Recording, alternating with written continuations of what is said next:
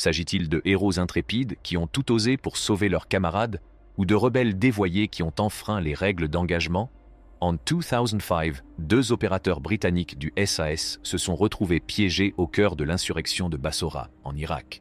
Qu'est-ce qui a conduit à leur capture et pourquoi l'appel désespéré de leur commandant pour les sauver a-t-il été refusé? Découvrez l'histoire inédite d'une mission de sauvetage audacieuse qui a défié les ordres, a tout risqué et a laissé une nation divisée.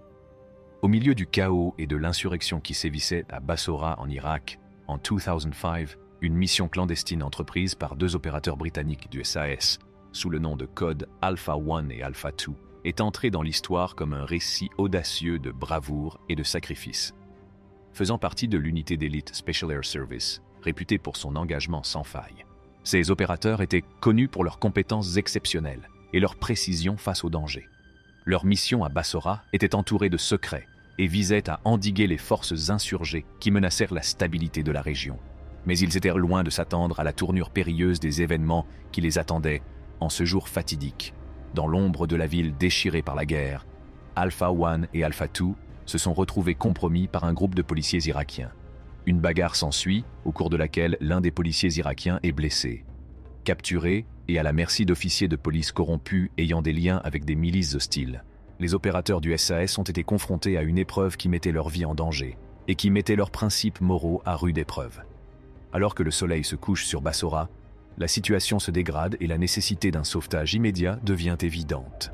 Le commandant SAS en charge s'est rendu compte que la vie de ses camarades ne tenait qu'à un fil, mais lorsqu'il a demandé l'autorisation d'effectuer une mission de sauvetage, la chaîne de commandement a hésité, craignant une escalade potentielle du conflit avec les insurgés. Coincé entre la loyauté envers ses camarades et l'allégeance à ses supérieurs, l'unité SAS s'est retrouvée à un carrefour moral. L'histoire captivante de la mutinerie du SAS est sur le point de se dérouler, alors que les opérateurs font un choix audacieux qui mettra à l'épreuve les limites de leur entraînement, de leur loyauté et de leur détermination. Chapitre. Une mission qui tourne mal Bassora, autrefois considérée comme le phare de l'Irak d'après-guerre, est devenue un foyer d'insurrection après l'invasion menée par les États-Unis en 2003. L'armée britannique a été chargée de maintenir l'ordre dans cette ville du Sud.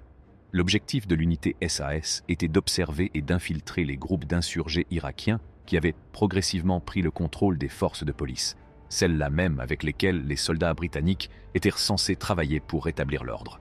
Alors qu'Alpha 1 et Alpha 2 terminent leur mission de surveillance, ils rencontrent des policiers irakiens en civil. Dans la bagarre qui s'ensuit, les opérateurs du SAS n'ont d'autre choix que de faire usage de leurs armes, blessant ainsi un policier irakien. Tentant de s'enfuir, ils se protègent grâce à leur tenue vestimentaire, mais tombent sur un poste de contrôle de la police irakienne. Malgré leur tentative pour s'en sortir, ils ont été capturés et soumis à la brutalité d'officiers de police corrompus et favorables aux milices hostiles. Chapitre. La décision périlleuse. De retour à leur base, les autres membres de l'unité SAS sont effondrés lorsqu'ils voient leurs compagnons d'armes défiler à la télévision irakienne, accusés de crimes odieux. Connaissant les dangers qui guettent les captifs entre les mains des factions hostiles, le commandant SAS en charge comprend qu'une action immédiate est nécessaire. Cependant, lorsqu'il a demandé des renforts pour une mission les autorités londoniennes ont été prises au dépourvu et leur réaction a été lente.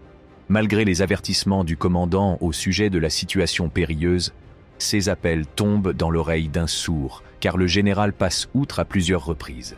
Il est devenu évident que le haut commandement n'accordait pas la priorité à la vie de ses opérateurs. Confronté à une lutte acharnée contre la bureaucratie, l'unité SAS a décidé de faire cavalier seul et de se lancer quand même dans la mission de sauvetage.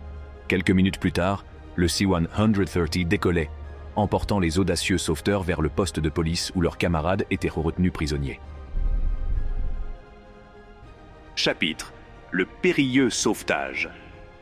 En arrivant au poste de police, l'unité SAS reçoit l'aide de fonctionnaires locaux et d'officiers de l'armée britannique. Ils tentent de négocier pacifiquement la libération des captifs, mais leurs efforts sont ignorés par la foule hostile qui entoure le commissariat. Des pierres et des cocktails Molotov sont lancés sur les véhicules blindés, obligeant l'un d'entre eux à être abandonné par son équipage. Sans se décourager, le SAS a lancé une deuxième tentative de sauvetage. cette fois avec l'appui d'hélicoptères et d'infanterie mécanisée. Avec l'aide des véhicules blindés, ils franchissent les murs du poste de police. Le bruit assourdissant des grenades flashbang et des coups de feu emplit l'air tandis que les soldats du SAS neutralisent rapidement les militants qui ont levé leurs armes contre eux. Chapitre: un sauvetage réussi. L'environnement violent qui régnait auparavant a cédé la place à un calme nerveux lorsque la poussière s'est dissipée après l'assaut du poste de police. À l'intérieur, quelques policiers irakiens terrifiés ont levé les mains en signe de reddition, tandis que l'équipe spéciale du SAS les désarmait et les menottait rapidement, s'assurant ainsi qu'ils n'opposeraient plus aucune résistance à la tentative de sauvetage. L'excitation coulant à flot dans leurs veines, les membres de l'unité SAS lancent une fouille intensive de l'enceinte à la recherche de leurs camarades capturés, Alpha One et Alpha Two. Leur cœur battait la chamade tandis qu'ils parcouraient les couloirs alambiqués, espérant découvrir les opérateurs vivants au milieu de l'agitation.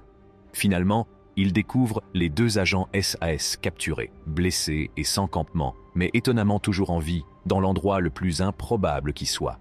Alpha One et Alpha Two étaient cachés dans des toilettes, leurs blessures témoignant de leur résistance inébranlable face à l'adversité. La troupe SAS a transporté sans hésitation ses compagnons rescapés hors de l'établissement et dans un camion blindé qui les attendait. Une fois leur précieuse cargaison bien arrimée, le véhicule blindé s'est éloigné du site, ne laissant que les ruines de l'audacieux sauvetage.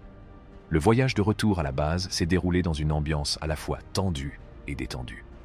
Alpha One et Alpha Two sont enfin libérés des mains de leurs ravisseurs, et leurs collègues peuvent pousser un soupir de soulagement. Lorsque les opérateurs du SAS sont arrivés à la base, ils n'ont pas perdu de temps pour apporter à leurs coéquipiers rescapés les soins médicaux dont ils avaient besoin, s'occupant de leurs blessures malgré l'agitation qui avait régné pendant le sauvetage. Chapitre: les suites de l'opération.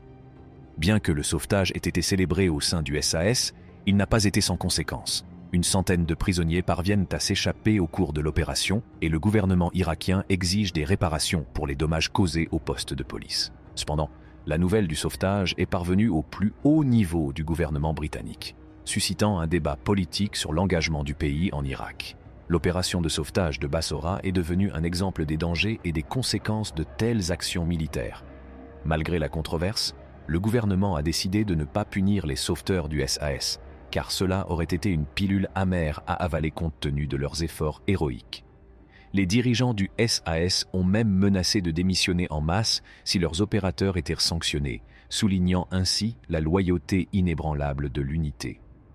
Conclusion: le risque audacieux et la mutinerie de l'unité SAS, en ce jour fatidique, ont mis en évidence leur engagement inébranlable à sauver leurs camarades, même face aux obstacles bureaucratiques et aux conséquences potentielles. La réussite du sauvetage a renforcé la réputation du SAS en tant qu'unité d'élite des forces spéciales, fidèle à sa devise « qui ose gagne ». La décision de l'unité SAS de passer à l'action et de sauver ses compagnons a été couronnée de succès, mais elle a également mis en lumière les sacrifices et les risques liés à l'exécution de telles missions. Elle témoigne du courage et de la loyauté de ceux qui servent dans l'adversité et l'incertitude.